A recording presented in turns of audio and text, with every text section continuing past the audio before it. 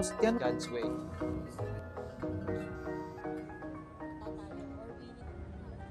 Let's pray together. Let's pray together. Lord, thank you for this wonderful day that you have given and prepared for us. Thank you, Panginoon, sa iyong presence that is in this place. May you give us, Lord God, the wisdom.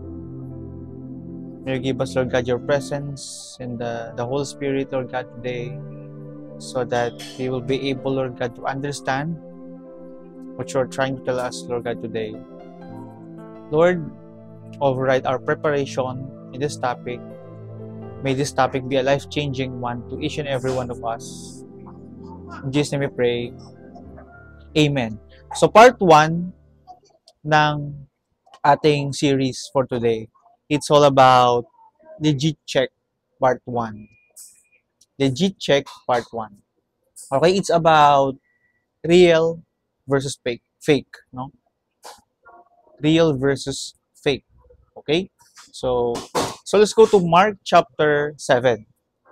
The Pharisees and some of the teachers of the law who had come from Jerusalem gathered around Jesus. Verse 2, and saw some of his disciples eating food with hands that were defiled, that is unwashed. So apparently, itong mga Pharisees, yung mga teachers of the law, nahuli yung mga disciple ni Jesus na kumakain na marumi yung kamay. Okay? Madumi yung kamay. So tawag na Lord defiled. Ibig sabihin, unholy. Ibig sabihin, makasalanan, no? Verse 3, the Pharisees and all the Jews do not eat unless they give their hands a ceremonial washing. So sa mga nasa online, nakita ninyo, diba? Underlined, bolded, and italicized, yung ceremonial washing. Explain natin later. Holding to the tradition of the elders. Verse 4, when they come from the marketplace, they do not eat unless they wash. Siyempre nga naman, pag nabalengke ka, di ba? Marami dun eh. And they observe many other traditions, such as washing of cups, pitchers, and kettles. Verse 5, so the Pharisees and teachers of the law asked Jesus, why don't your disciples live according to the tradition of the elders, instead of eating their food with defiled hands? So sinita ng mga Pharisees, ng mga teachers of the law, ibig sabihin ng mga Pharisees, by the way, sa mga first time marinig yan, and teachers of the law, no, ito yung mga alagad ng simbahan nung araw, no? Pharisees and teachers of the law. Ibig sabihin, teachers of the law, hindi yung lawyer, no? It is actually yung nakakaalam ng mga Ten Commandments, yung mga ano ni Jesus, mga ano ng Bible, no? Yung mga teachings sa Old Testament. Okay? Sabi nila kay Jesus, bakit hinahayaan mo yung mga disciple mo na marumi yung kamay kapag kumakain? Pero okay lang naman yun. Tama? Siyempre, marumi nga naman. Ikaw ba, kumakain ka ng marumi yung kamay? Di ba hindi? Ewan ko, kuya, di ba? Dapat malinis yung kamay mo. Pero, ang sinasabi dito ng mga, dinugtangan pa kasi ng mga Pharisees according to the tradition of the elders. Kasi ibig sabihin, hindi importante pala sa kanila kung yung kamay mo ay marumi habang kumakain. Kasi may germs. Importante pala sa kanila yung tradisyon. Hindi dahil magkakabulati kasi dyan, no? Sabihan niya no? Verse 6, he replied, Isaiah was right, sabi ni Jesus, when he prophesied about you hypocrites. As it is written, so punta tayo sa sinabi ni Isaiah, these people honor me with their lips, but their hearts are far from me. Bibig daw ng mga taong to, sumasamba kay God, nag-share ng verse, nagpipreach, alam mo yun, lahat tungkol sa Bible, sinishare sa TikTok, sa Instagram, sa online nila, kung nasa ano sila ngayon, nasa social media. in this age. Pero yung puso pala nila, malayo kay God. Pwede pala yun, ano? Taong simbahan, lagi nagsisimba, lagi nag-share ng Word of God, lagi kumakanta ng praise and worship. Itong mga to, leader pa nga itong mga to, no? Leader, worshipper, worship leader, di ba? May ministry, sumisigaw kay God, no? Nag-praise kay God. Pero yung puso pala nila, malayo kay God. Pwede pala yun. Pwede mangyari sa atin na maging ganito rin. Tama, kaya pag-aaralan natin today, paano, no? Paano hindi maging ganito? Verse 7, they worship me in vain. Their teachings are merely human rules. Ibig sabihin, yung pagiging ganito pala, no? Hindi natin maaatin yung gusto ng Panginoon. Ibig sabihin, in vain. Walang kwenta. Ibig sabihin, walang effect. So, kahit pala magsimba ka araw-araw, no? Yung every Sunday nga, hindi magawa, no? Araw-araw, mag-pray araw-araw, mag-share araw-araw ng verse. Pero pag malayo yung puso mo kay God, nag-worship ka rin kay God, in vain pala yon. Dapat pala nag-worship sa atin, puso, hindi bibig. Ibig sabihin mo yan, kuya, huwag ka nakakanta. Dapat kumanta ka. Pero dapat galing dun sa puso natin, no? Verse 8, you have let go of the commands of God and are holding on to human tradition. So, ibig sabihin, yung command ni Lord pala, tinalikuran ng mga taong to, tapos nagpunta sila sa tradition. Nag-focus sila sa tradition. Okay? Puna tayo sa verse 14. Mag-jump tayo sa verse 14 ng Mark chapter 7. Again, Jesus called the crowd to him and said, listen to me, everyone, and understand this. Kasi baka yung mga taong nakikinig, hindi nila magets. No? Bakit? Siguro iniisip nila, ano ba naman to si Jesus? Pinagtatanggol pa yung mga disciple niya, mali na nga yung ginawa. Diba? So gusto kasi ng mga Pharisees and teachers of the law, makita ng mga tao na si Jesus ay mali sa kanyang mga tinuturo. Okay? Verse 15 to 16, nothing outside a person, si Jesus nagsasalita, nothing outside a person can defile them but by going into them.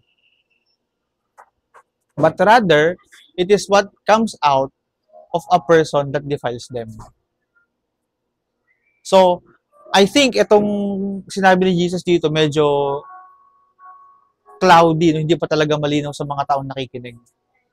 And maybe to you as well who is listening in this message right now. Okay? So, hindi niya ito pinaliwanag sa crowd. Pumunta tayo sa verse 17, no? Sabi sa verse 17, after he had left the crowd and entered the house, his disciples asked him about this parable. So, ibig sabihin, yung mga disciple lang niya yung nagtatanong para maintindihan. Yung mga tao, hindi nagtanong. Verse 18, sabi ni Lord, are you so dull?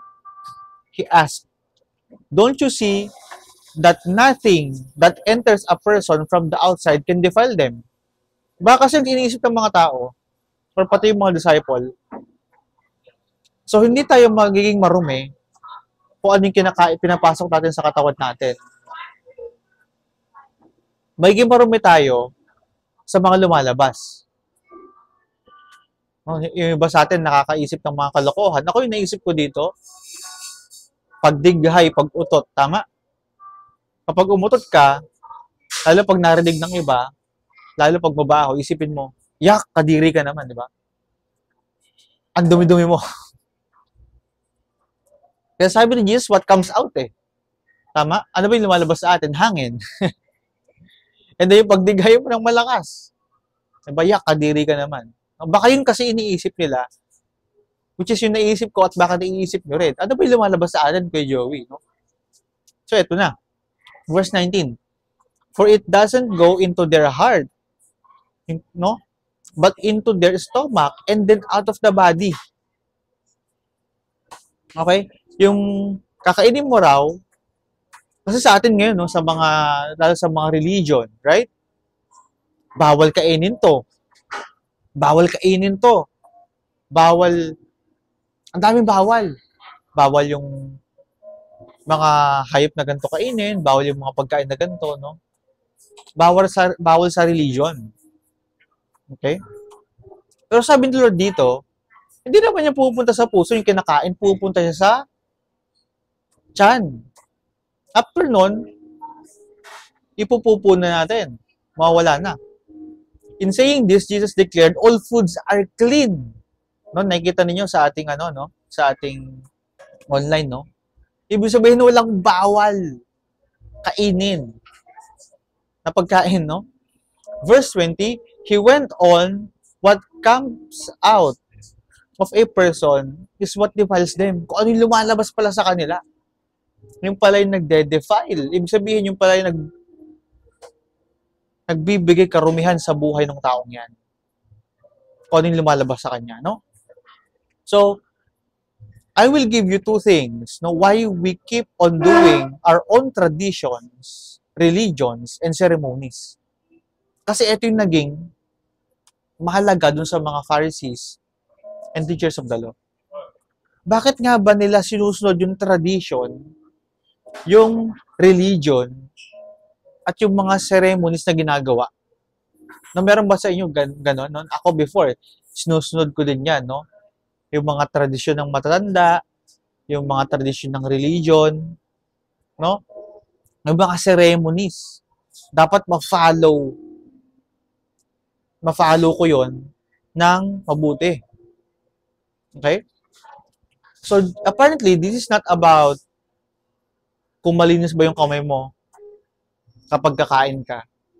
Kasi yun yung ginawang example lang dito na nangyari, no? Na scenario.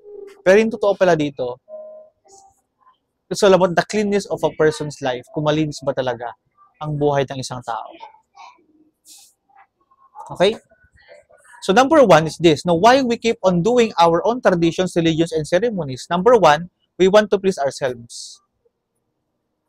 Ipaliwanag ko mamaya yung number one, na we want to please ourselves. Unahin ko yung number two. We want to please others. Okay, unahin natin number two. We want to please others. Ibig sabihin, kapag hindi mo ito ginawa, pagagalitan ka. Tama? Pag hindi mo ito ginawa, ang tingin sa'yo ng ibang tao ay mali ka, makasalanan ka, marumi ka, sinner ka. Tama? Yung ibig sabihin dito na we please other people. E paano kung yung ginagawa pala natin to please other people, napiplease nga natin yung tao, napiplease nga natin yung mga family natin, tatay, nanay natin, mga kapatid natin, yung family natin. I'm not saying na awayin natin sila. What I'm saying is, ano ba yung dapat natin gawin talaga? Ano ba yung katotohanan? Right? Baka kasi, nabubuhay tayo sa traditions, sa religions, pero, mali naman pala. Tama? But tapos at the end of the day, sabi nga ni Lord dito, they worship me in vain. Yung pagsamba nila, lahat ng ceremonies nila, lahat ng traditions ng paggawa nilang religion nila, wala yang kinalaman tungkol sa Panginoon. Tungkol sa ginawa ng Panginoon para sa atin. Okay? No, dapat mag-decide tayo today that we will please God and not other people. Kasi kapag please mo si God, you are doing it in the right way. Kasi pag please mo ang other people, maaring mali yung pinapagawa nila sa iyo, mali yung kinagis, hindi porket kinagis na, hindi porket uso, hindi porket ginagawa ng mga magulang lolo't lola natin, ninuno natin, ay tama. Paano natin malalaman kung ano yung tama? Let's read the Bible, mga kapatid. No? I'm not saying that we disrespect our family members. We respect them, we love them, but of course, we respect and love God. And then, pag alam na natin yung truth, alam natin yung totoo, i-share natin sa family natin na ito yung gagawin dapat. Okay? So, paliwanag natin.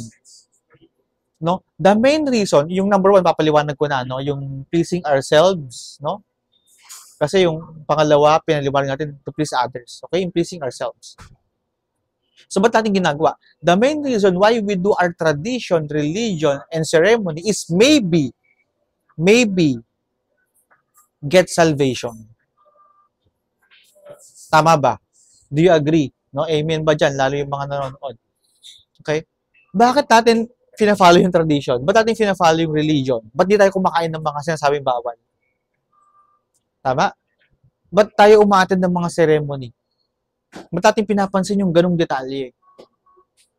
Ba't tayo yung dasal natin paulit-ulit? Dapat tuloy-tuloy yung dasal. Dapat ganito yung bilang ng dasal. Dapat ito mismo yung dasal.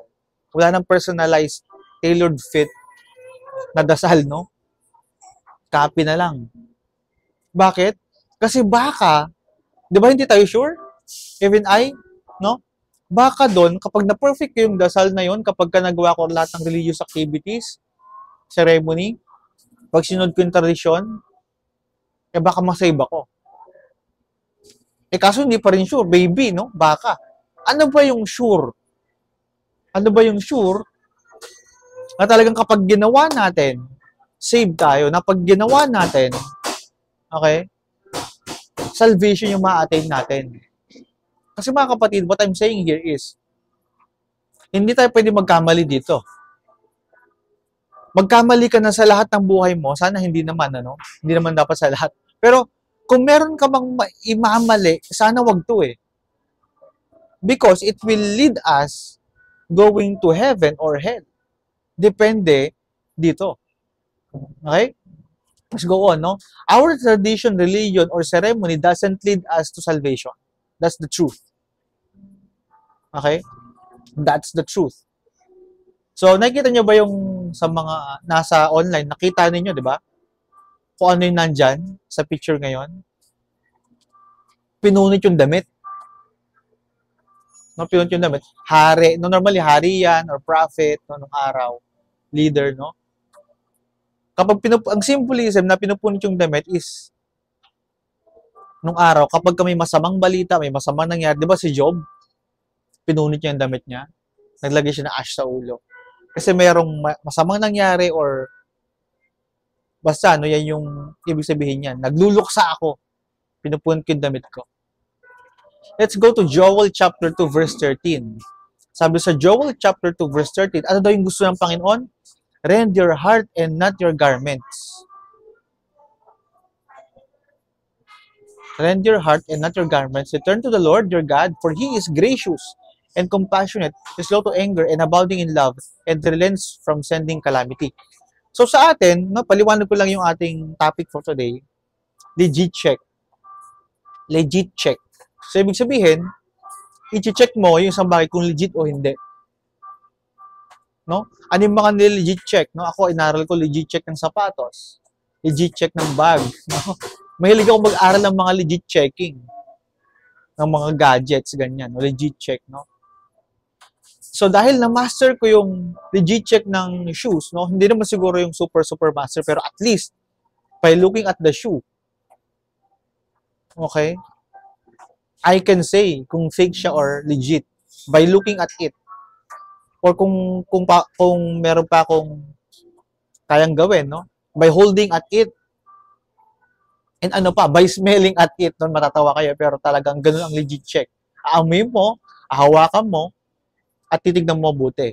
Pero kung suot ng tao, syempre, titignan mo na lang kung peke or hindi, no? So si God, He is in the habit also of legit checking our faith, legit checking our relationship with Him, legit checking our lives. Kasi imagine, bakit tayo bumibili ng hindi mamahalin, ng luxury brand? Why do you buy Louis Vuitton? Yung mga luxury brand, no? Hermes, yung mga shoes na mamahalin. Bakit? To please other people, di ba? Meron ba rito bumili ka, tinago mo? Pwede kung investment. Pero yun nga, to please others. Why are you wearing it? Right? No? O di kaya naman, syempre, kung luxurious living ka talaga, syempre, ganun talaga. No?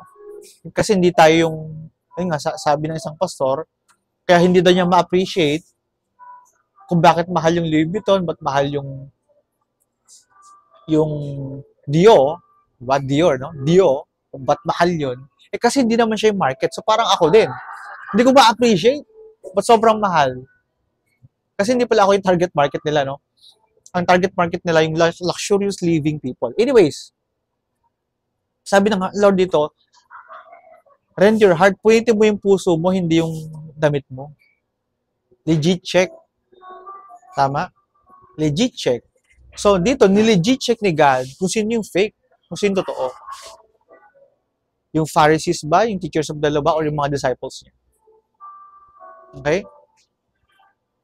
So, kung ganun tayo, no, di ba tayo ayaw natin mapeke sa buhay? So, yung dito ayaw mo mapeke. Yung binibentahan ka, original price, pero fake. Galit na galit tayo. Lalo yung mga bumibili online, pag-deliver sa'yo, di ba? Grabe, peke yung nakuha mo. Original price yung binayad. Okay? So, I will give you into a higher next level of legit check from the Lord Jesus Christ, from God Himself.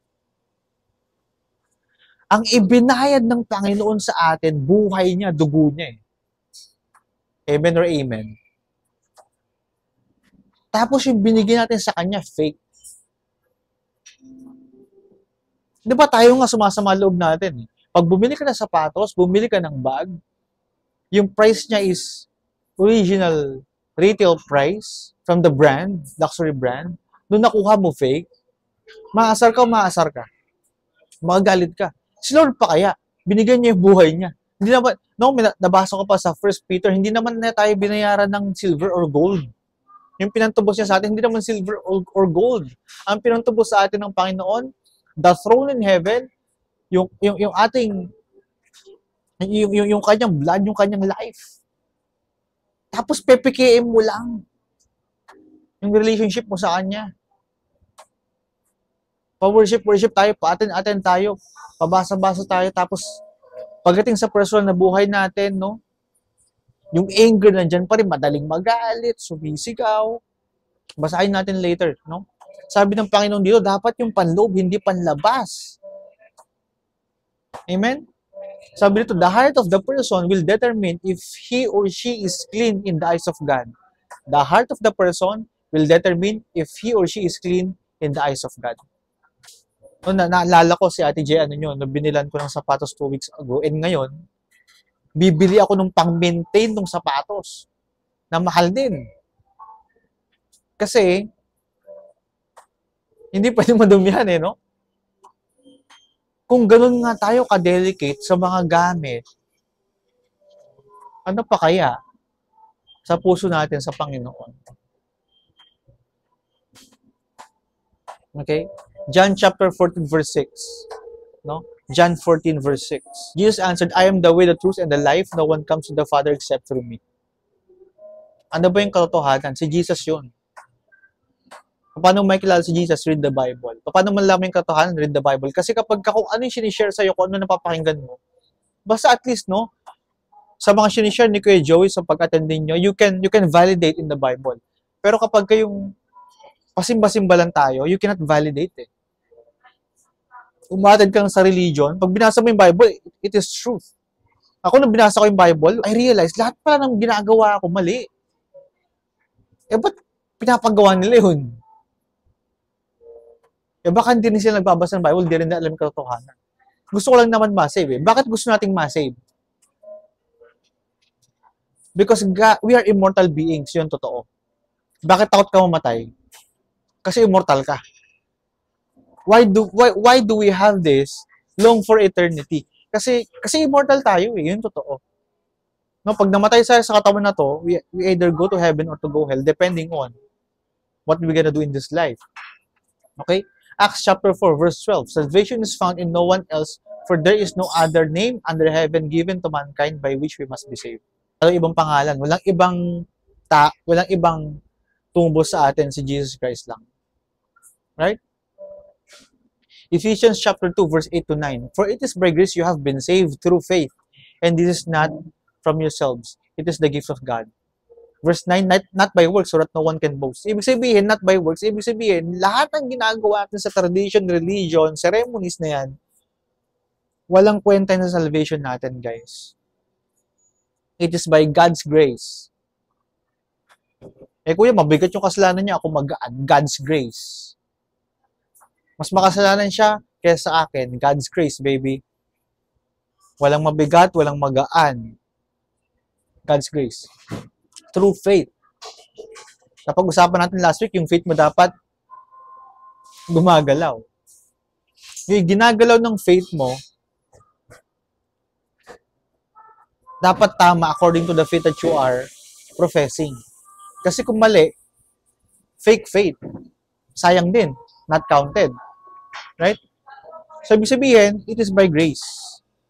By the Lord Jesus Christ. Kaya tayo na-save. Right? So, babasahin ko sa inyo paano natin pinipeke yung buhay natin. Verse 20 ng Mark chapter 7. No? This is our last verse maybe. Makinig kayo mabuti. He went on, what comes out of a person is what defiles them. Verse 21. For it is from within, out of a person's heart, that evil thoughts come. Evil thoughts come. Hindi pala brain yung thoughts. Nasa puso, no? Nasa puso mo muna, pupunta sa isip mo, iisipin mo, tsaka mo gagawin. Yun yung soul eh. Okay? Your heart, your mind, and your will. Right? Ano yung mga yun? Sexual immorality, theft, murder, adultery, greed, malice, deceit, lewdness, envy, slander, arrogance, and folly. All these evils come from inside and defile a person. Okay? Saan ba nagagaling yun? Immorality. Saan ba iniisip mo? Tama? Pero saan ba nanggaling yun? Doon sa desire ng puso mo eh. Right? Theft, pagnanakaw. Ba't mo ninanakaw yung nakita mo sa kapwa mo? Nagsimula sa desire. Tapos inisip mo, gusto ko rin nun ah. Desire, heart, right? Gusto ko rin nun ah. Wala ko nun ah. Nakawin ko kaya? Pumasok sa isip mo, nakawin ko kaya? And then, gagawin mo na. Kaya sabi ng Panginoon, kahit inisip mo pa lang, kasalanan na. Okay? Next, murder. Saan mo naramdaman yung galit? Di ba, naninikip yung dibdib ng tao, galit sa puso, di ba? Heart. Grabe.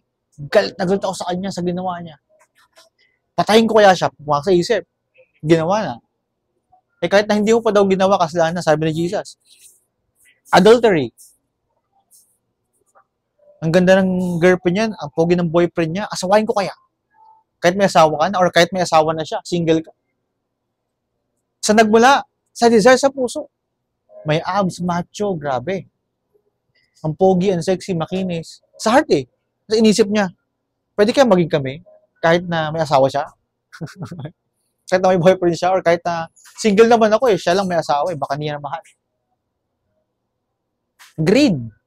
Gusto ko rin yung meron siya. Kaso wala ako nun eh. Tama? Hindi nila ako tinulungan. Huyo kayo pag ako yumaman. Greed. Pag ako yumaman, hindi ko kayo tutulungan. Pangako ko yan sa sarili ko. Talaga? What's happened to you now? God's not blessing you, baby. Right? Kasi ganun yung isip eh. Gaganti. Greed. Sinolo. Diba? Huyo kayo sa akin pag yumaman ako. Pag naging macho ako, huyo kayo sa akin. Hindi naging macho. Iniwan mo ako, huyo ko sa akin pag ako sexy. Hindi pa rin sexy. Kasi greed. Right? Malice. Malice. Malisyoso. Malisyosa. Right? Chismis. Chismoso, chismosa. Deceit. Ito na. Alam mo yung deceit? Alam ko bakit masama yung chismis? Kasi deceit eh. Chinichismis mo yung tao sa tao na para yung taong yun, ma-feel niya, mainis din siya sa taong yun. Alam mo ba yung lahat ng story? Hindi. Chinichismis mo lang. Kasi wala kang magawa eh. Nangyari, nanggaling sa puso yan eh. Nainis ako sa kanya, alam mo, di ba? Sa puso, sa desire. Right? Lewdness. Ano yung lewdness? Kabastusan. Alam mo yun? Nasa puso eh. Right? Alam mo, si pastor, binastos yung pastor, binastos yung leader. Alam mo si ano, kaya wala na sa church yan? Binastos yung nag-backslide. Malay mo ba? Hindi pala siya nag-backslide, nagtayo pa lang sariling church, di ba? Ay, hindi niya sarili. Calling niya talaga yon. Kay God yun, di ba? Calling niya mag-plan. Kasi siya umalis sa church kasi may nagawang mali. Lewdness. Envy. Ito lahat ng yun, halos lahat inggit eh. Nanggaling sa inggit. Nainggit. Meron yung iba, may sakyan, may bahay. Dapat talaga, hindi ako active sa church, naubos yung oras ko. Dapat magtrabaho para maging mayaman din ako. Alam niyo mga kapatid, mas okay na sa akin yung hindi ako yayaman, pero gawa ko yung pinapagawa ng Panginoon. Kasi naman yumaman ako, tapos hindi ko nagawa yung pinapagawa niya. Pero dahil ginagawa ko, yung pinapagawa niya, nabibless ako. Kapag iniwan mo si God, iniwan mo yung ministry mo, hindi ka nag-church, nag-focus ka sa mga sarili mong goals sa buhay, kahit yumaman ka, hindi ka magiging masaya eh. At ano yung assurance na yayaman ka talaga? Diba paano kung hindi? Di dalawa na wala sa'yo. Hindi kayo maman na wala ka pa kayo. Right? Kawawa. Sorry pala sa mga online, ano? Hindi ko pala naon yung video ko. Ngayon lang, I'm sorry guys. Right? Hindi ko noon yung video ko. No? So you know what? Next is slander. Ano yung slander? Paninirang puri. Sinisiraan mo yung sinisiraan mo yung kapwa-tao mo. Bakit? Baka naiinggit ka. The question is, what's the benefit? Naisip mo na ba yun? Naisip na ba natin yon? Sexual immorality, what's the benefit of looking at a woman lustfully and thinking about that person? Wala naman mangyayari, di ba? Right? And what's the benefit of slander? Sinisiraan mo yung isang tao. Alam mo yung, ganito mag-ingat kayo, no?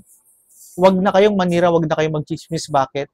Kasi yung chinichismis ninyo, wag na wag kayong mag-chismis sa mature na tao. Wag na wag kayong maninira ng tao sa mature na tao. Why? Ganito. Kapag yung pinag-chichismisan mo, yung pinagkukwentuhan mo ng mali ng yung taong yan, kapag mature yan, ang makikita niya, ikaw yung mali, hindi yung chinichismis mo. Pero pag immature yan, makikinigan sa'yo. Yung pagkakaiba. Okay, yung pagkakaiba. Next, arrogance, kayabangan. So, guys, wala ito sa online, nasa Bible, no? Ito, arrogance. Okay? Sexual immorality, theft, murder, adultery, greed, malice, deceit, lewdness, envy, slander, arrogance, at kamangmangan. Alam niyo yung mga taong gumagawa daw nito, mangmang, sabi ng Panginoong Jesucristo. Mangmang, bakit? May inggit ka sa boyfriend o girlfriend ng iba, mapapasayo ba siya? Hindi naman eh.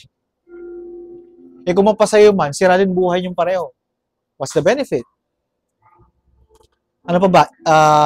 Theft, pagnanakaw. Kapag nahuli ka at ninakaw mo yan, what's the benefit? Tama, makukulong ka. Papangit yung image mo. Yun ay kung nahuli ka. Kuya Joy, hindi naman ako nahuhuli. Di ba tuwing hawak mo yung bagay na yan, hindi ka matahimik? Murder. Lahat ng to, no? Kamangmangan eh. Mangmang yung mga ganong tao. Yung iniisip, dinedesire, yung hindi naman possibly attainable. Hindi naman makukuha ng legal. Right?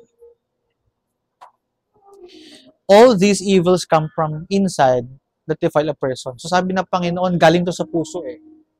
Galing sa puso yung immorality, yung pagnanakaw, murder, adultery, greed, malice, deceit, lewdness, envy, slander, arrogance, and folly. Galing sa puso. Yung pagnanakaw, pagpatay, bago mo patayin, nagalit ka muna. Bago mo nakawin, dinesire mo muna. Okay? Bago mo siniraan, nagalit ka muna sa kanya. Bago mo pinagkwentuhan ng mali, chinismis kasi galit ka sa kanya or inggit ka sa kanya. Deceit, no? Sa mga nag-aaral, yung deceit. Masaya ka ba na pinapakita mo na Latin honor ka or maybe ang taas ng grade mo pero mostly doon ang dami mong kinopya? Alam nyo, at the end of the day, no? Importante din naman yung grades, no? Galingan natin kasi pinag-aaral tayo, eh. Right? Pero wag to the point na lolokohin mo yung teacher mo, niloko mo na rin yung magulang mo kasi plinash mo sa kanila. Nakita yung taas ng cards ko, ano? Hindi pala ikaw gumawa. Pinapakita mo sa, alam mo yun, yung grade na nasa'yo, habang buhay na kasinungalingan. Niloko mo yung teacher mo. After that, niloko mo yung magulang mo. After that, niloloko mo yung pinapasokan mong work. Hindi mo naman pala grade yun. Bro, mo yung pakakopya na ginawa mo, ang effect, eternal.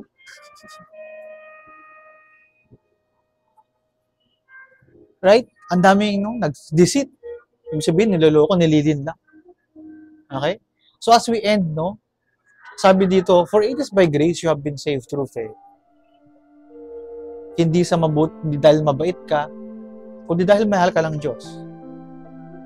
No? So, kung gusto mo malaman ng katotohanan, ano ba yung totoo? Sabi ng Panginoon, I am the way, the truth, and the life. No one comes to the Father except through me. Wala, di kayong pupakarating ng langit kundi dahil sa akin, sabi ni Jesus. Together, let's pray, no? Panginoon, sa maraming bagay sa buhay namin, pag kami ay nasusubok, kami ay nagagalit, nagmumura kami, sumisigaw kami, nagsasalta kami ng hindi magandang mga words, Panginoon, patawarin niyo kami. Lord, linisin mo ang aming puso ngayon sa mga bagay-bagay, Panginoon, sa buhay namin. Gusto namin maganda yung aming suot, yung aming damit, yung aming sapatos, maganda yung aming bag, maganda yung aming mukha, makinis, maganda yung aming haircut, yung buhok, maganda yung aming gadgets, yung alahas, maganda, Panginoon, aming sasakyan, malinis, maganda yung aming bahay, malinis, Panginoon. Pero yung tinitignan mo pala, Panginoon, sa amin ay yung aming pamumuhay, yung aming puso, Panginoon, kung ano yung nalaman nito. Lord, right now, I ask for your deliverance sa nakikinig, Panginoon. Right now, in Jesus' name, deliver that person. Deliver that person, Lord God, from immorality, from theft, from murder, from adultery, from greed, from malice, from deceit, from lewdness, from envy, from slander, from arrogance and folly. Lord, we declare that we are free of all these things. Give us, Lord God, a new heart. A heart of flesh, not a heart of stone. Yung malambot na puso, Panginoon, na nakikinig sa iyo at willing sumunod sa iyo. Hindi yung matigas na puso, Panginoon, na sumasamba sa iyo, pero mali yung mga ginagawa. Lord, I pray, you said, Lord God, in your word, that you will give us a heart of flesh. Lord, thank you for the heart of flesh. Receive the new heart that God's giving you right now. And Lord, clean our mouth kung saan lumalabas kung ano yung nasa puso namin. You said in your word, for out of the abundance of the mouth, the heart, the mouth speaks. Clean our mouth, Lord God, for anything that came out from it na marumi. Lord, clean our mouth. You said in your word, for the same mouth that we use in our praise and worship and prayer, the same mouth that we are using to hurt other people. Lord, yung bibig na ginagamit namin para kumanta sa'yo, para magdasal sa'yo, is yung the same na bibig na ginagamit namin para makapangsakit ng ibang tao. Lord, forgive our mouth right now. Just like what you have done in Isaiah, Panginoon, that an angel clean the mouth, touch the tongue, Lord God, of Isaiah. Lord, clean our mouth, clean our whole life, clean, Lord God, our brain, our thinking, our heart, and our desire. Sinusuko namin, Panginoon, ang aming buhay, Panginoon, sa iyo. Lord, we accept you as our Lord and Savior. Today, Lord God, you are our Lord. We surrender our life to you. Hindi lang, Panginoon, namin habol yung salvation na mapunta kami sa langit.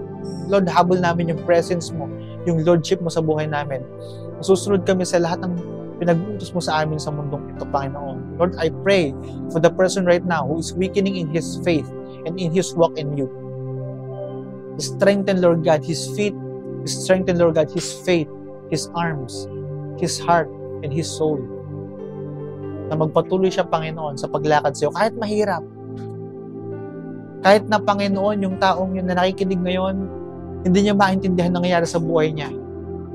Nahihirapan, maybe may sakit, maybe maraming problema, but Lord, strengthen the faith of that person. I declare that in Jesus' name. I declare healing, I declare freedom from bandages, I declare freedom from curse of every person who is listening right now. Claim that in Jesus' name. Claim that in Jesus' name. Lord, maraming salamat. Thank you for a life-changing topic today for the part 1 of Legit Check. Thank you, Lord God, for checking our life. All the glory and honor and praise goes to your name. In Jesus' mighty name we pray. Amen and amen. Thank you, everyone. God bless you and peace be with you.